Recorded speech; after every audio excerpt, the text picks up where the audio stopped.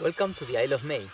My name is José Laoz Monfort, and together with co-authors Byron Morgan, Mike Harris, Sarah Wanless and Stephen Freeman, we have presented the model to study multi-species synchrony in a demographic parameter, adult survival, using mark recapture information from seabirds that breed here.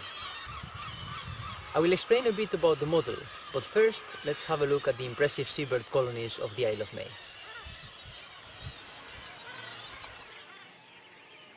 The Isle of May is located in the North Sea, on the southeast coast of Scotland.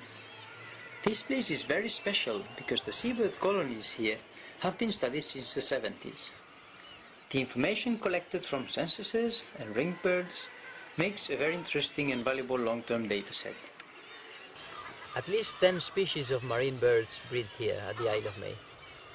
Some of them breed on the cliffs, others on the grassy slopes on top of the island. The colonies are spectacular, with tens of thousands of birds gathering here every breeding season. In our study, we were interested in the three species of auks: the common guillemot,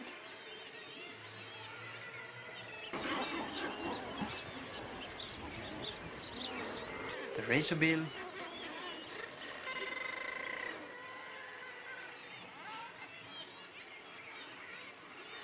and the Atlantic puffin.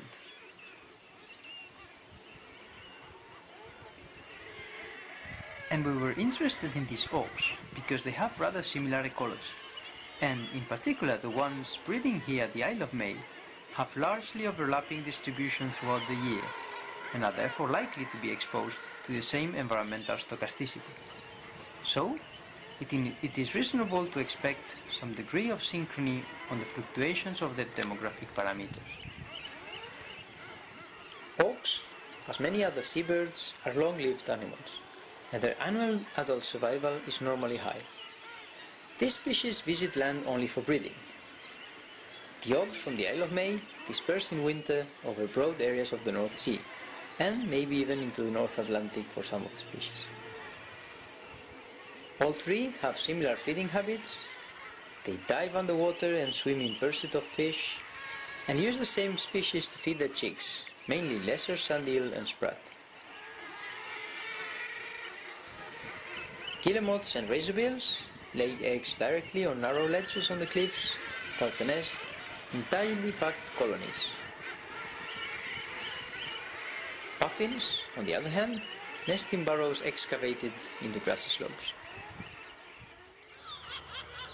We were interested in studying synchrony in adult survival of these auks. But in order to do that, you need to have individuals that you can identify and monitor over many years. In this mark-recite study, birds breeding in front of permanent hides were captured and marked with color rings. It's the combination of colors in both legs that identifies the individual.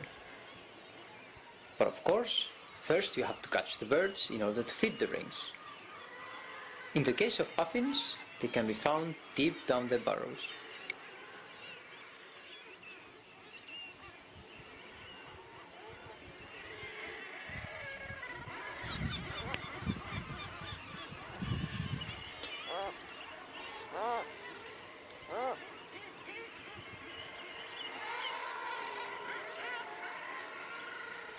Then, year after year, during the breeding season, when the birds are back to the Isle of May, the cliffs and burrows are scanned from the hides, looking for birds with rings. These species show high site fidelity. Even if they disperse over large areas in winter, they will still come back to breed here at the Isle of May. For our study, we used mark-recite information collected this way since 1984 for these three species, so 24 years of data until 2008. In total, 543 puffins, 831 guillemots and 153 razorbills were marked during this period. So we've seen how the mark-recite data was collected. Now, how did we analyze it in our study? The main idea behind our work was to jointly analyze survival for these species. Survival has been studied before for the species that breed here, but ours is the first analysis that brings several species into a single model. For each species, the yearly survival probability varies from year to year and will depend on several, probably many, factors that may include food availability or winter conditions. What our model brings is a way of quantifying the degree of synchrony among several sympatric species of this year-to-year variation in adult survival. In order to do this, we adapted the framework originally developed for single-species multi-colony synchrony to our multi-species situation. We start from the standard open population mark recapture model with time-dependent recapture probability and introduce normally distributed random effects in the logistic regression that models survival. We use the variance of the random effects to characterize the year-to-year variation in survival, but we do it in a very specific way. The model has year random terms that are common to all species and year random terms that are specific to each species. A species-specific index of synchrony is then calculated by dividing the common variance by the total variance for each species. We analyzed our data within a Bayesian framework, which is very convenient when working with random effects. We used Markov chain Monte Carlo sampling to obtain samples from the posterior distributions with program winbacks. Our analysis shows that the guillemots, razorbills and puffins that breed at the Isle of May show a high degree of synchrony in adult survival, with the common variance representing between 66 and 73% of the total variance depending on the species. Now, we do have some hypotheses about factors that affect adult survival of these birds. So we can try to characterize part of this year-to-year variation using covariates. In this case, we can study synchrony of the residual variance, that is, the part that is not explained by the covariates.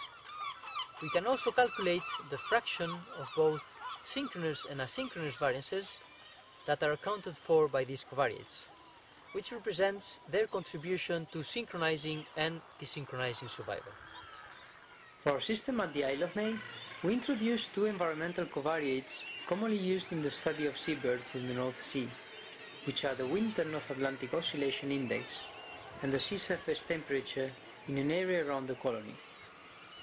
We also include one-year time-lagged versions of these variables to account for delayed indirect effects. Our results indicate that these environmental covariates account for about 25% of the synchronous variance, and roughly between 40 and 80% of the asynchronous one depending on the species. That is, these climatic variables are acting simultaneously as synchronizing and desynchronizing agents for adult survival of these birds.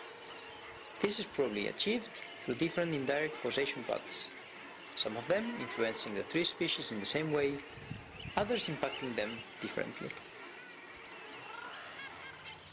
The method is readily applicable to other sympatric species and ecosystems, as long as you have long-term mark recapture data available. It can provide insight into how species that share one area respond similarly or differently to changes in their environment, and help disentangle the sources of these differences.